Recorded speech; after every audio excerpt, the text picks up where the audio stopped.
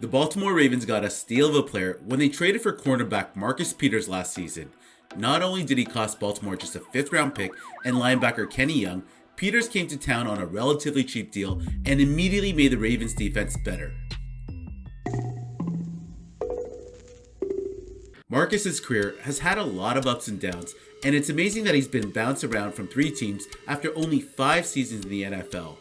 Drafted in 2015 as the 18th overall pick by the Kansas City Chiefs, Marcus instantly showed the coaching staff his abilities and was rewarded with being named the #1 quarterback as he finished the season with the league-leading 8 interceptions and 26 pass deflections, and capped the season off being named the NFL Defensive Rookie of the Year, a Pro Bowl selection, and a second-team All-Pro nod.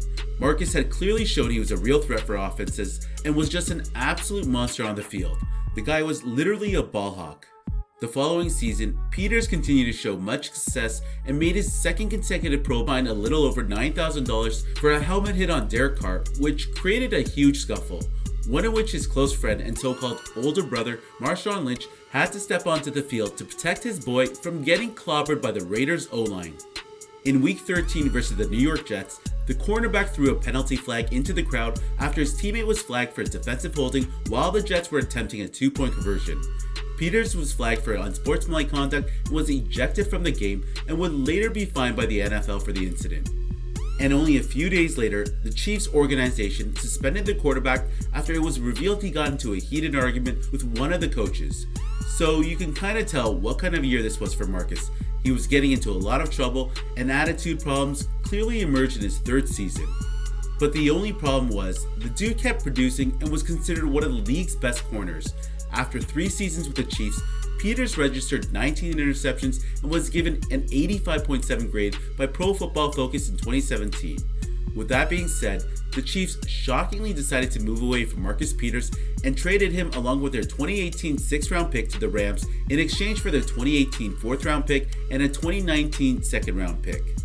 During his first year with the Rams, the 4th-year veteran was pretty horrendous and was beaten in coverage on numerous occasions as NFC quarterbacks began testing the corner more than ever. Midway through the 2019 season, the Rams traded Marcus to the Ravens, where he and teammate Marlon Humphrey formed one of the best man coverage cornerback duos in 2019.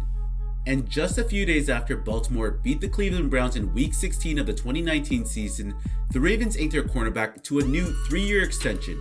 Apparently, Peters got under the skin of Browns wide receivers Jarvis Landry and OBJ because they were clearly looking forward to their future matchups with the corner.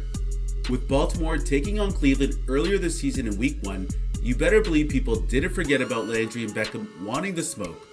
And they got all of it in a 38-6 drubbing in Week 1 that saw Beckham drop a 4th down pass and Landry failed to come up anywhere close to 100 receiving yards or the end zone.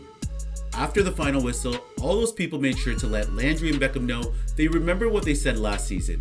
Both Browns receivers combined for 8 catches for 83 yards and 0 touchdowns off of 16 targets. So clearly Marcus Peters and Marlon Humphrey got the last laugh in Week 1. So when these two teams met again on Monday Night Football, in what was probably the game of the season, Marcus Peters and the Ravens came out on top in a 47-42 Baltimore win.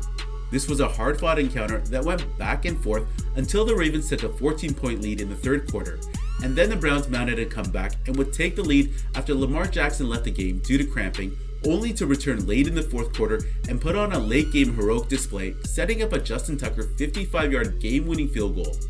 Now, Monday's game only had Jarvis Landry, as OBJ has been sidelined since Week 8 after sustaining a season-ending ankle injury. So Jarvis Landry had the tall task of facing both Marcus Peters and Marlon Humphrey that night, and ultimately had a rather average outing after catching 6 passes for 52 yards and 0 touchdowns. And a day after the game, it was reported that there was a video in circulation on social media of a clip where you can see Marcus Peters spitting at the direction of Jarvis Landry as he was walking away. Now, it's unclear if this was intentional or not, and it's not something I condone. Spitting at an opponent is probably one of the lowest things you could do in a game. And while this isn't the first reported incident of happening in a game, as in the past, there have been many reports and accusations of players committing this heinous act on the field. From the Bill Romanowski JJ Stokes incident to the T.O. D'Angelo Hall incident, we have seen these despicable acts occur too often. Currently right now, the NFL is investigating this matter, so we'll most likely hear from them shortly. With that being said, there is obviously no love lost between these two players, as being in the same division, they're squaring off 2 times a year, and Marcus does have a reputation of being a pretty big trash talker and getting under the skin of opposing players. And after Monday's game, these two have faced off on 5 separate occasions, and here are the numbers on their past matchups. Their first meeting occurred back in 2017 when both players were with their drafted teams. This was a game where Landry had an average game, collecting 5 catches for 51 yards. The next 4 matchups took place while Landry was with the Browns, and in those 4 games, he amassed a total of 21 catches for 249 yards and 0 touchdowns. So while Peters wasn't always covering Landry throughout these games, as some of these matchups involved either Aqib Talib or Marlon Humphrey, it doesn't take away from the fact that Landry was pretty much locked up and contained in these 5 games. So after this past game, where Baltimore won in the dying seconds, Ravens corner Marlon Humphrey decided to go on IG Live and post an interview of sorts with teammate Marcus Peters, in which Peters calls out both OBJ and Landry, calling them homegirls and telling Landry to shut the F up. Marcus freaking Peters in the building. Can you give us something? Can you give us something, MP? So we only had one homegirl this time, and you know, she was upset because she. Whoa, mask. Fuck that. She was upset okay. because. Wait, mask.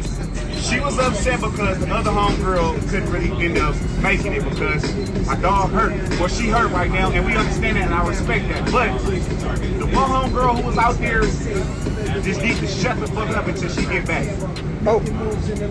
All right. Well, that was sorry kids if you're watching. The profanity was a little high there. Goodness, I mean, my gosh. I mean, I don't approve of that language, but I mean, who am I to judge? You know what I mean? Now, I wouldn't be surprised if this video made its way to the NFL offices and Peters getting suspended for taking off his mask. But anyways, this is going to be a very interesting matchup in the future between both these receivers and corners. I don't know if you guys can recall, but last season, Marlon Humphrey, when matched up with OBJ, literally tried to choke out the receiver with both hands. I've never seen a play like that before, where one player is squeezing down on the neck of another. So as divisional rivals and playing twice a season, this will surely make for an interesting double matchup for years to come.